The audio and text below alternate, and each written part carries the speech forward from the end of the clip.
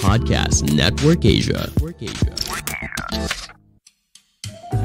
Podcast Sebelum Tidur didukung oleh Podcast Network Asia. Untuk mempelajari lebih lanjut tentang podcast lain dan juga network, kamu bisa ikuti Podcast Network Asia di media sosial atau kunjungi situs webnya di podcastnetwork.asia.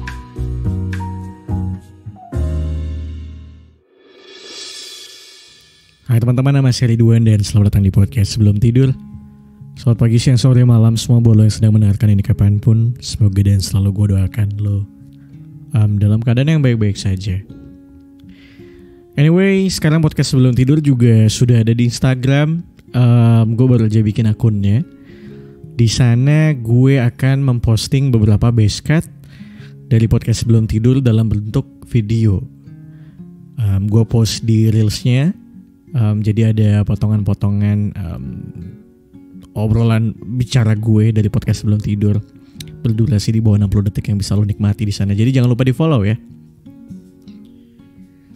Hari ini gue belajar sebuah hal di mana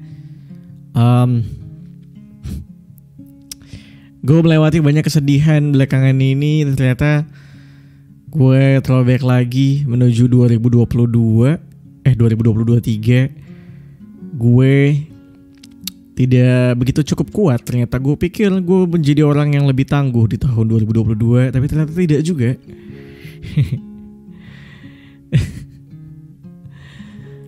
Gue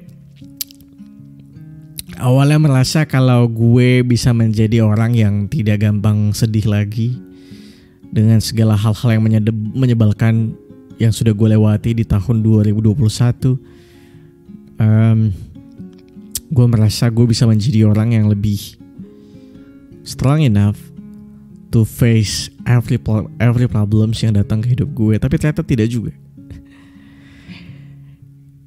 Gue masih ada capeknya, gue kadang-kadang masih ada sedihnya ketika gue tidak bisa berhasil menyelesaikan tugas atau kerjaan, atau gue tidak bisa menghadapi segala masalah yang datang di hidup gue. Ternyata gue kadang-kadang masih ada banyak salahnya, masih banyak mengecewakannya buat orang lain, dan itu menyebalkan buat gue. Tapi satu hal lagi yang akhirnya gue sadari juga, kalau setelah gue inget-inget lagi, bahkan bokap gue di usianya menepati 50 tahun kalau tidak salah. 5 years ago maybe. 5 or 6 years ago. Or 7 maybe, I don't know. Ya katakanlah di usia dia yang menyentuh usia yang sudah cukup tua. Dia menangis saat menelpon gue waktu itu. Itu adalah momen pertama kalinya gue mendengar ayah gue menangis. Saat itu situasinya karena biasalah seorang pasangan berantem. Bokap gue berantem sama nyokap gue. Dan saat itu memang situasinya, kalau gue ingat-ingat lagi, memang seperti sudah di ujung tanduk. Ayah gue saat itu suaranya terdengar menyerah, terdengar putus asa, tidak tahu harus mau ngapain lagi untuk memperjuangkan apa yang sudah dia bangun. Dia bicara ke gue kalau amit-amit benar-benar terjadi ayah dan ibu harus berpisah, tolong jagain ibu ya. Bapak sudah tidak tahu harus apa lagi. Sudah berbagai cara Bapak usahakan, upayakan, tapi tidak bisa juga. Saya juga menangis waktu itu. Tapi luckily ternyata badai berlalu. Bokap dan nyokap gue akhirnya baikan, hubungan mereka baik-baik saja. Ya sampai mereka menutup usia, mereka bersama dan mereka dimakamkan di makam yang bersebelahan bahkan. So apa yang gue dapet akhirnya dari situ, gue melihat kalau nyatanya manusia tuh adalah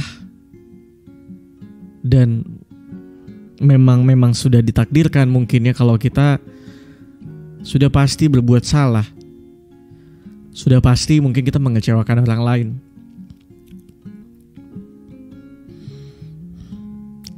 Tapi kan kadang-kadang bagaimana kita menyikapinya. Gue pun sampai sekarang masih belajar untuk tahu bagaimana caranya gue menghadapi segala situasi yang menyebalkan ini. Cuma kadang-kadang kita tuh suka lupa kalau ternyata sepanjang usia kita sudah diajarkan sama Tuhan dan semesta bahwa dari pun kita kecil, kita sudah dihadapi dengan masalah, sakit hati, patah hati, atau mungkin sekedar jatuh dari sepeda ketika kita sedang belajar naik sepeda misalnya.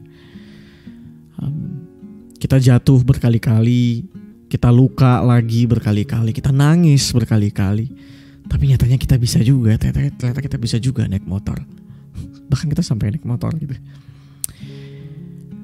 Kita suka sedih, kita suka takut ketika kita ngebuat kesalahan di sekolah. Sekedar kita gak ngerjain PR. Kita takut kalau kita dilaporkan ke kedua orang tua kita. Kita takut kalau kita disuruh berdiri di depan kelas. Tapi di satu sisi ternyata masalahnya lewat juga. Silih berganti waktu, ternyata kita jadi punya, kita tetap menghadapi masalah. And then gue akhirnya berpikir, untuk segala kesalahan, untuk segala hal yang menyebalkan di tahun 2022 yang gue lewati, mungkin ada baiknya tidak perlu disesali. Tapi ada baiknya diambil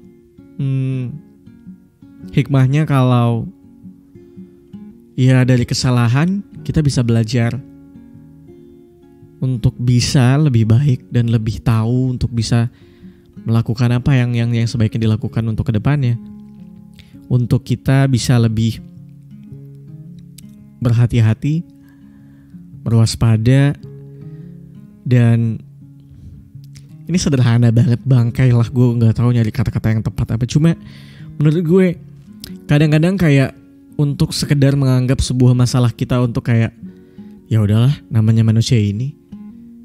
Gue percaya kalau memang manusia ditakdirkan untuk menempa terus sejuta kesalahan, dan kita akan belajar dari sana untuk bisa jadi orang yang lebih baik. Perubahan tidak akan datang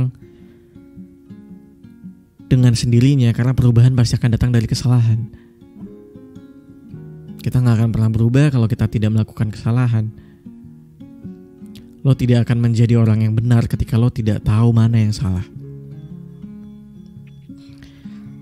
So, I don't think kita harus menutup 2022 dengan penyesalan.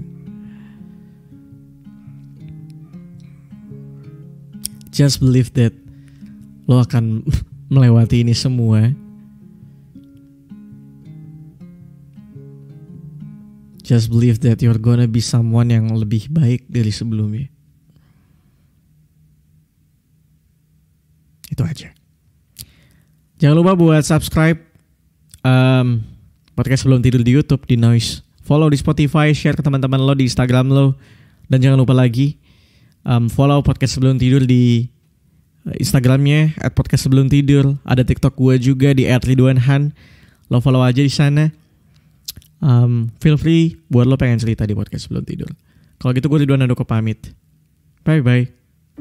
Pandangan dan opini yang disampaikan oleh kreator podcast, host, dan tamu tidak mencerminkan kebijakan resmi dan bagian dari Podcast Network Asia.